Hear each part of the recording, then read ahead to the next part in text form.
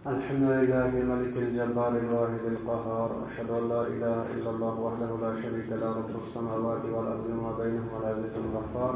وأشهد أن محمدا عبده ورسوله المصطفى المختار، وصلى الله عليه وعلى آله وصحبه الأطهار الأخيار. أما بعد، خلاصة مضامین القرآن 17 پارہ نمبر آج 17 ہے. 17ویں پارے میں دو سوروں کا تذکرہ ہے، ایک سورۃ الانبیاء اور دوسرا سورہ سورۃ الحج.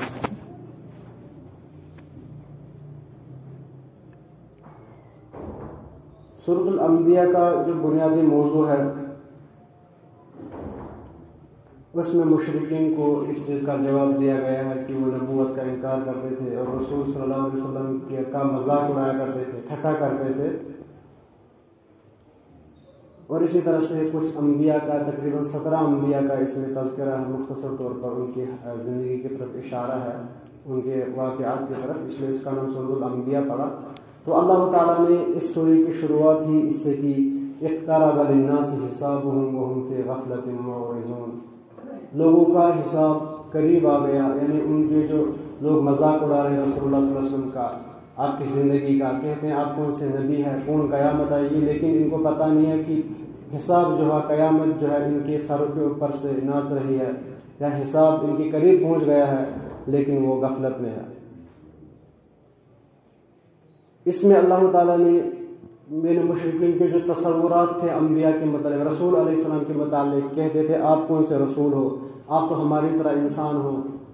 اگر اللہ تعالیٰ کو رسول ہی بنانا تھا آپ کے خاندان سے کیوں، ہمیں کیوں نہیں بنایا. تو اللہ تعالیٰ نے ان سب چیزوں کا جواب شروع کی آیات میں دیا کہ پچھلے جو انبیاء تھے وہ بھی تو انسان ہی ہوتے تھے، کوئی فرشتہ ہم نے کبھی رسول نے بنایا، وہ بھی تو ایسے ہی گھرانوں سے ہوتے تھے، لیکن آپ لوگ کہتے ہو آپ معجزہ لے کر آؤ، ہمیں کچھ دکھاؤ پھر ہم مانیں گے. لیکن ذرا آپ ان سے کہو جو پچھلے انبیاء تھے، نوح علیہ السلام، لوط علیہ السلام، ہود علیہ السلام، صالح علیہ السلام، وہ بھی تو معجزات لے کر آئے، ان کی قوم نے کون سا ان کو مانا. تو آپ لوگوں کو ابھی یہی حال ہے، اس لیے سدھر جاؤ کیونکہ غفلت میں نہ رہو، قیامت قریب ہے، آپ لوگوں کا حساب آنے والا ہے.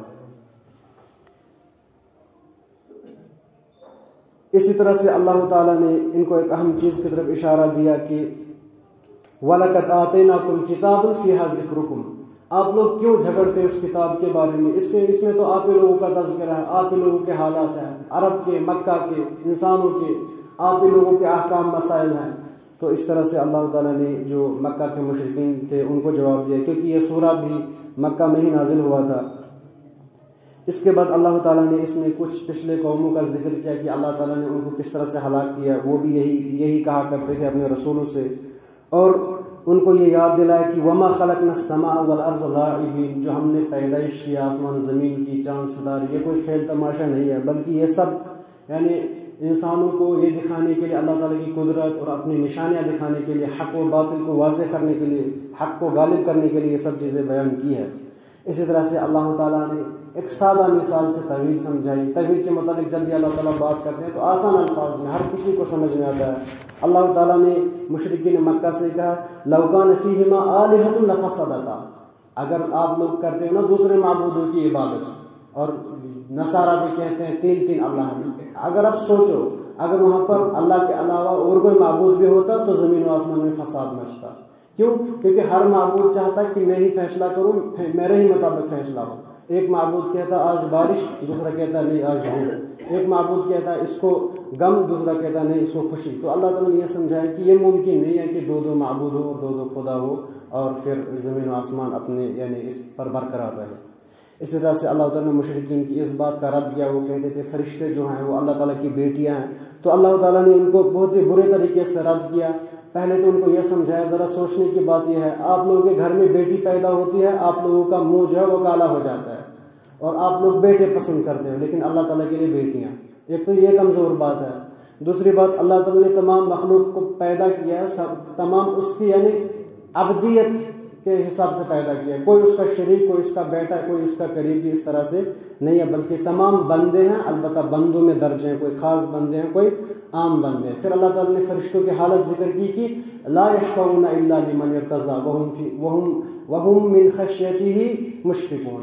کہ فرشتے جو ہیں وہ اللہ تعالیٰ کے سامنے کسی کی شفاعت، کسی کی سفارش بھی نہیں کر سکتے اللہ تعالیٰ کی رضامندی کے بغیر، اور وہ اللہ تعالیٰ سے اتنے ڈرتے ہیں کہ رات دن عبادت میں لگے رہتے ہیں اور تسبیحات بیان کرتے ہیں،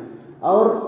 یعنی جو اللہ تعالیٰ نے ان کو حکم دیا ہے اس کی اتباع کرتے ہیں، کبھی بھی نافرمانی نہیں کرتے ہیں، اور جب اللہ تعالیٰ کوئی فیصلہ کرتا ہے تو فرشتے لرزتے ہیں، تو کیسے فرشتے اللہ تعالیٰ کی بیٹیاں بن سکتے ہیں؟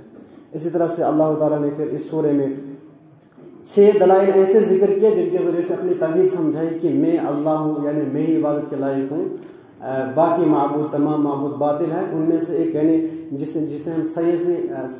حقیقت بھی کہیں گے کہ جو اللہ تعالیٰ نے ثابت کیا، جو یہاں بگ بینگ کے ذریعے سے مطلب آج ثابت 200 سال پہلے ثابت ہوا، یا آج نئی تحقیق کے مطابق، ریسرچ کے مطابق یہ چیزیں ثابت کی جاتی ہیں، لیکن اللہ تعالیٰ نے اس کا تذکرہ 1400 سال پہلے قرآن کریم میں کیا۔ اللہ تعالیٰ نے پہلی دلیل بیان فرمائی، اولم یری الذین کفروا، کیا وہ لوگ نہیں دیکھتے جنہوں نے کفر کیا، ان السماوات والارض کانتا رتقا ففتقناہما، آسمان و زمین جو تھے وہ پہلے ایک گولا تھا، اللہ تعالیٰ نے تذکرہ کیا وہ ملی ہوئی چیزیں تھی، ستارے، چاند، سورج، زمین، پھر اس کے بعد ہم نے انہیں الگ الگ کیا، جو ہم کہتے ہیں نا آج کی مطلب یہ ایک گولا تھا، پھر ایک دھماکہ ہوا، پھر پھٹا، پھر یہ وجود میں، تو اللہ تعالیٰ نے اس کا تذکرہ قرآن کریم نے سورۃ الانبیاء میں 1400 سال پہلے کیا۔ دوسری دلیل بیان کی اس کے بعد پانی کے متعلق کہ ہم نے پانی کے ذریعے سے پھر ہر کسی چیز کو زندہ رکھا، پانی کے ذریعے سے نئی نئی چیزیں وجود میں لائی، اور یہ چیز آج مطلب سائنس بھی مانتے ہیں، ہم مانتے ہیں کہ پانی کے بغیر کسی چیز کا وجود ناممکن ہے۔ کوئی بھی آج سرچ کرتا ہے پھر کہتے ہیں کسی دوسرے پلانٹ میں جائے لیکن وہاں پر پانی نہیں ہے تو ممکن نہیں ہے وہاں پر دوبارہ رہ سکے وغیرہ۔ اسی طرح سے اللہ تعالیٰ نے تیسری بڑی دلیل ذکر کی کہ ہم نے زمین میں پہاڑ بچھا دیے تاکہ زمین اپنے یعنی جگہ برقرار رہ سکے، ورنہ زمین کے متعلق ہمیں پتہ ہے اس کے اندر ایسے مطلب آتش فشاں ہیں جو پھٹتے ہیں، اگر پہاڑ میں ہوتے تو اللہ تعالیٰ نے کہا کہ زمین اپنی جگہ ٹھہر نہ پاتی،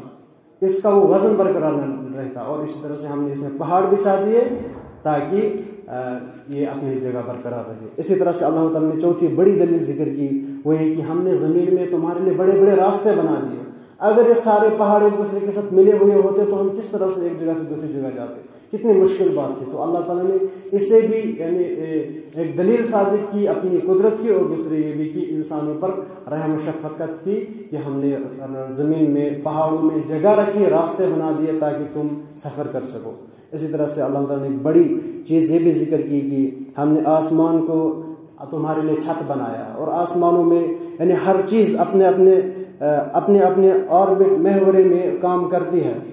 تو چھت جو ہے اس میں بھی یعنی ہزاروں حکمتیں ہیں اللہ تعالیٰ نے، پھر اس میں کس طرح سے ستاروں کو سجایا وغیرہ۔ تو اللہ تعالیٰ نے ان کے ذریعے سے مکہ کے مشرکین کو سمجھایا کہ اللہ تعالیٰ نے کس طرح سے اس دنیا کو وجود میں لایا ہے، اور اپنی توحید یعنی ثابت کی کہ عبادت کے لائق جو ہے وہ اکیلا اللہ ہے، نہ کہ تمہارے معبود باطلہ ہے۔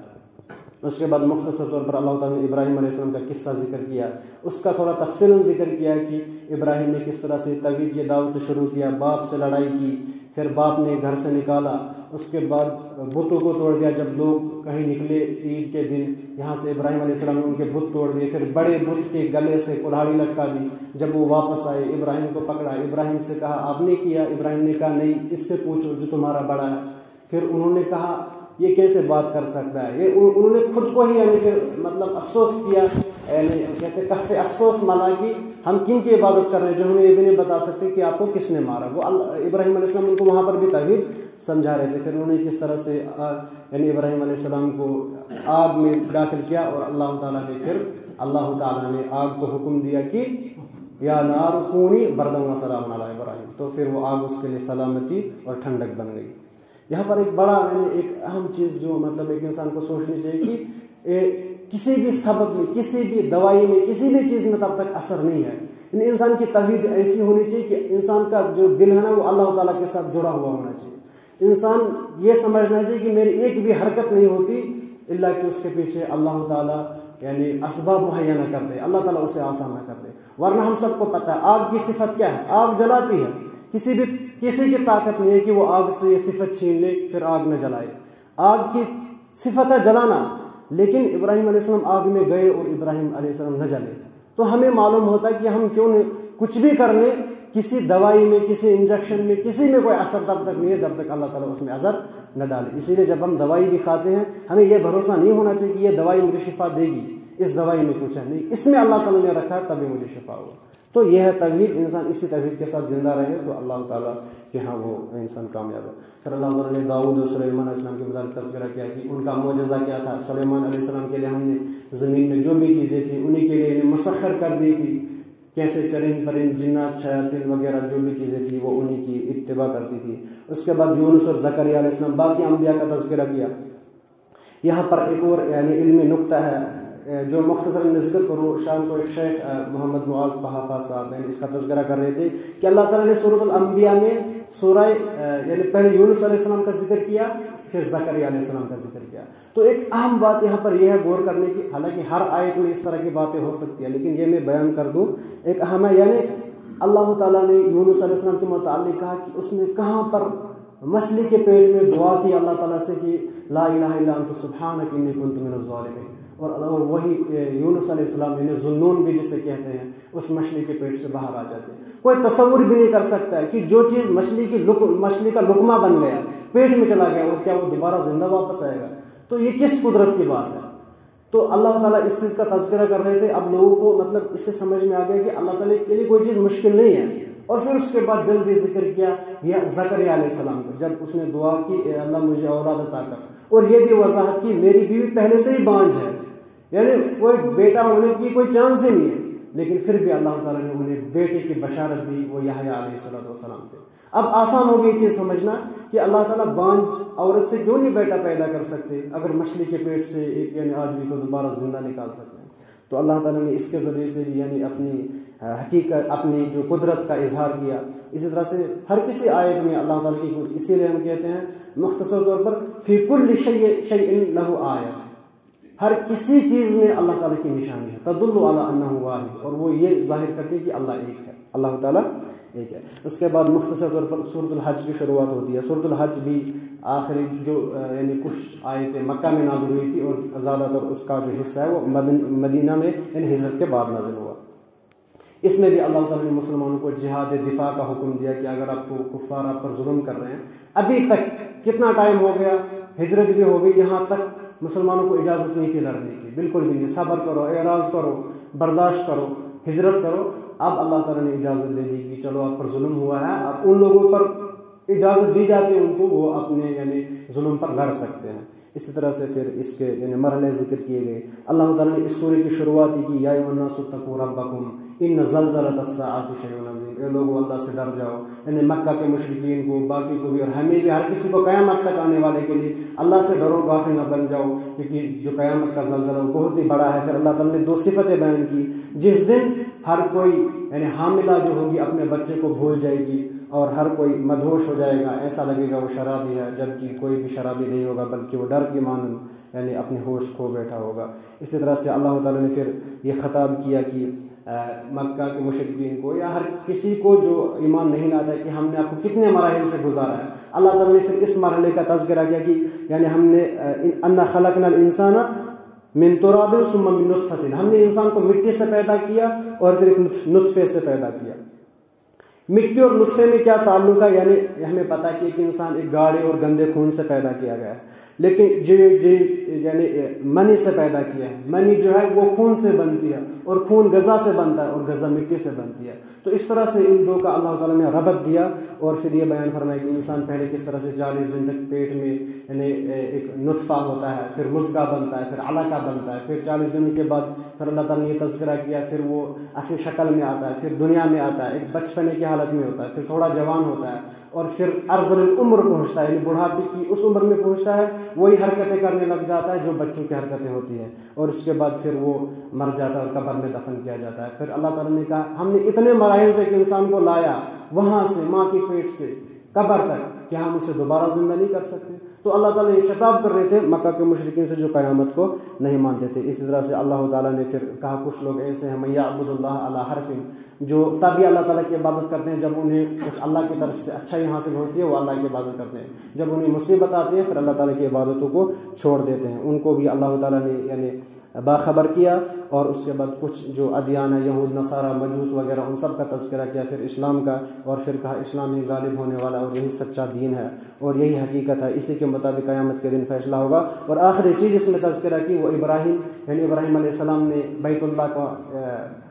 بانی ہے اسے بنایا، اور اس میں اللہ تعالیٰ نے یعنی توحید کو، ابراہیم علیہ السلام نے توحید کو پھیلایا، لیکن مکہ کے مشرکین کو یہ غرور تھا کہ ہم ابراہیم کے دین پر ہیں اور ہم یا حج کر رہے ہیں، ہم قربانیاں کر رہے ہیں۔ تو اللہ تعالیٰ نے کہا ایسا نہیں ہے، بلکہ آپ لوگ جو قربانیاں کرتے ہیں اس میں بھی شرک ہے، جو آپ کہہ رہے ہیں ہم ابراہیم کے اتباع کرتے ہیں اس میں بھی آپ بالکل دور ہو، کیونکہ ابراہیم علیہ السلام توحید پرست تھے، آپ لوگ مشرک ہو۔ بلکہ حقیقت یہ ہے کہ ابراہیم کی صحیح پیروی کرنے والے محمد علیہ السلام ہی ہیں، اور وہی کعبہ کے یعنی صحیح حقدار ہیں، اس لیے اس کی حکومت اب اسی کے ہاتھ میں جائے گی۔ اس لیے اللہ تعالیٰ نے آخر پر مومنوں کو بھی نصیحت کی کہ آپ نماز، روزہ، زکوٰۃ، صدقہ، خیرات، صبر اور اللہ کے راستے میں خرچ کرنے سے اللہ تعالیٰ کی مدد حاصل کرو، اسی میں تمہاری